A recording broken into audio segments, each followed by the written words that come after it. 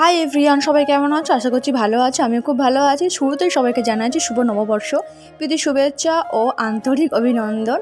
আমরা বাঙালি বস, আজকের দিনে আমাদের গায়ে নিম হলুদ বাটা একসাথে বেটে মাখতে হয়। এটা সবাই জানো যারা বাঙালি আছো। সকাল সকাল ঘুম থেকে উঠে সংসারে যা কিছু কাজ থাকে সেগুলো কমপ্লিট করে মিক্সচার মেশিনে আর কি হলুদ নিম পাতা একসাথে দিয়ে পেস্ট করে প্রথম মুখে মেখে নিয়েছি। পরে আমি গায়ে হাত পায়ে মাখবো, তো তারপর চলে এসেছি রান্নাবান্না জোগাড় করতে। আজকে তো নববর্ষ, আজকের দিনে রান্নাবান্না তো সিম্পল হলে হয় না, কিছু তো স্পেশাল রাখতে হয়। তো দেখতে পাচ্ছ এখানে একদম ঝরঝরে রাইস আছে। তো গেস করো আমি কি করব? দেখতে পেয়ে গেলে আজকে বানাচ্ছি একটু ফ্রাইড রাইস, তার সাথে বানাচ্ছি একটু দেশি মাটন কারি। তো যেটা মানে উনানে কষে আর কি প্রেসার করে সিটি মারতে দিয়েছি, আর এদিকে রাইসটা বসিয়ে দিয়েছি। তো রান্নাবান্না কমপ্লিট করে স্নান করে এসেছি তুলসী তলায়। মা তুলসী গাছের এখানে ঝাড়া করে দিয়েছিল, তো তুলসী গাছের এখানে ঝাড়া করে দেওয়ার পরে জল দান করতে হয়, তো আমি জল দান করে দিয়েছি।